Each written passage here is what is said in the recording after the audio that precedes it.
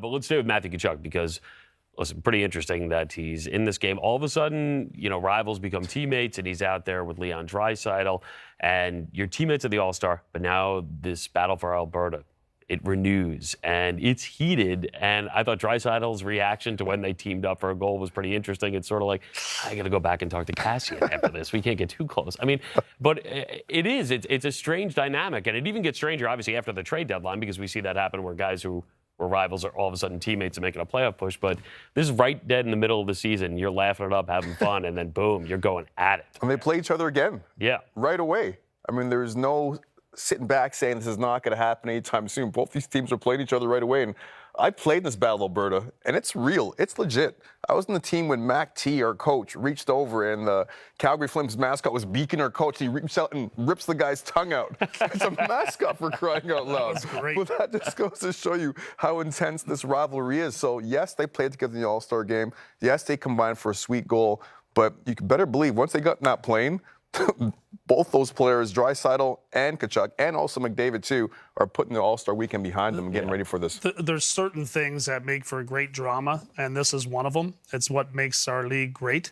It gives you something to look forward to the entire league, and if you're one of the players that's in the middle of it all, like Matthew Tkachuk is, it's his job to embrace that part of it. He wants it, he asked for it, and he's going to get it. He already got it in the last game, but he's not a player to shy away from it. So that's what I appreciate the most about Tkachuk's game. Whether he drops the gloves or not, there's a chance that he will against Zack Kassian, or maybe pick somebody else. Maybe somebody else on the Edmonton Oilers offers up their services, and it's someone that he can't turn down. But I'm going to be watching the game for sure. So if you're Draisaitl and you're playing this event, what Matthew Tkachuk did is not the worst thing I've ever seen in the game. It's not like he injured a player on the Edmonton Oilers that's not going to be playing again. It's not like Claude Lemieux who cross-checked Chris Draper from behind and then you saw the damage to Draper's face. Those things I don't think players on that team get over. But I do think there's something in the back of your Draisaitl's minds going, okay, we hate this guy. We really hate him. But, okay, what did he do? He hit Zack Kassian, a tough guy, 3 times. Legally. Close to being legal, if not, whatever. But in the flow of play. In the flow of play, say, right? not suspendable plays. So as much as we're going to build this thing up, the amount of hatred to me would be at least capped. It's not over the top. It's not like he blew a guy's knee out with a dirty hit like Casper. No, and then all of a sudden you get a skate with him. Yeah, that's it. Samson, Cam Neely. Yeah, exactly. Yeah, that's true. The ones that really carried forward. So I think it's, again, going to be entertaining. But I don't think it's the type of It's funny, though. It's must watch. And it's not just for the Canadian audience now. I think if you were just a hockey fan, if you're a sports fan, like a casual hockey fan, now this game has an intensity to it. You're watching, and it's got an intensity with a star player right in the middle of it, which you don't always see. No, you don't. And he is a legitimate all-star. Yeah. Like, this wasn't one that, hey, he's from St. Louis, let's put him in this. He's played better than any other of the star players on the Calgary Flames. So huge points on the line in that game, which we'll talk about later because of the division. But more importantly, a lot of eyes on that game. And I think that's what brings the best out of star players. And Draisaitl and McDavid have been putting on a show, and they put on a show at the All-Star game as well. But I think also because so many eyes will be on that game, guys will be on their best behavior too. If they're not going to go out of their way to injure anyone, do anything stupid, because everyone will be watching this game. And I think back to when I played in Boston, Jonesy, played with Ray Bourque. I'm taking a face-off near the end of a game. We're beating Toronto 5-1 in Boston, and Bubba's like, hey, Ace, puck gets dropped, get out of the way. I'm like, get out of the way? What are you talking about? It's 5-1. He goes, just get out of the way. So I'm facing off against Matt Sundin. Puck gets dropped. I do the ole, get out of the way. He comes in, cross-checks Sundin in the chest, drops the gloves. We have a full line brawl. And the dressing room, I'm like, hey, Bub, what's going on right now?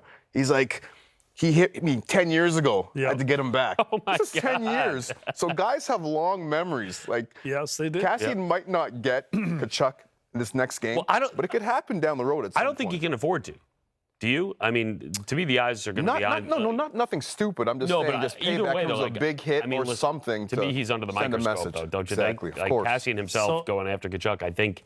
I don't know. Yeah, and it can't be borderline either, because anything borderline with Kassian, due to his history, he's getting suspended for sure. If you think back to when Matthew Tkachuk and Drew Doughty had their issues, kind of a similar story, but Doughty wasn't the guy that was going to drop the gloves with him because he was an important member. He took the elbow to the head. So there was from Matthew Tkachuk. Well, Tkachuk went and tried to fight a couple of different players on the LA Kings the first shift of that next game. It's incredible how this whole thing has reversed. Now Tkachuk is kind of in the position of Doughty, where he's the guy that they're coming after, but Tkachuk is not showing yet the willingness to fight that particular player. That can all change. The kid does not look like he's afraid of anything to me. No. So, but he's also got a he's got an important job to do. Important job. Yeah. And he's been smart about it, right? I mean, what's his comment afterwards? We'll take the penalty. Yeah, and take the penalty, take the power play, take the win. And that's where the important points come into play in that whole situation. And does he measure Kassian the same way that he does the importance of a Drew Doughty to the LA Kings? The obvious answer is no. No. Yeah. So the fact that he's got his head spinning is actually an advantage to Matthew Tkachuk, and we'll see how he plays it. That's what to me makes it such a curious situation. So am I going to think less of Matthew Tkachuk if he doesn't drop the gloves with Zack Kassian? No. No. And in today's game, no, not at all, right? And I'm watching the score too. That's what I'm doing. I'm watching the score. If that game gets out of hand and it's 4-1 or 5-1, then the guys in the Edmonton's bench are saying, "There's our chance. At this point, we're going to try to get them." But if it's a 3-2 hockey game, 2-1 hockey game, there is no way. No way. You can't do anything stupid to put yourself in a position to lose those 2 points. And Matthew Tkachuk's a valuable player. Yeah. I mean, we can't forget that. He's a valuable player for the Calgary Flames. So as a player himself, he can't do anything stupid either. As much as he wants to get under the other team's skin, he's got to play within the confines of whistle to whistle too, because it's more important for him to be on the ice than being in the penalty box.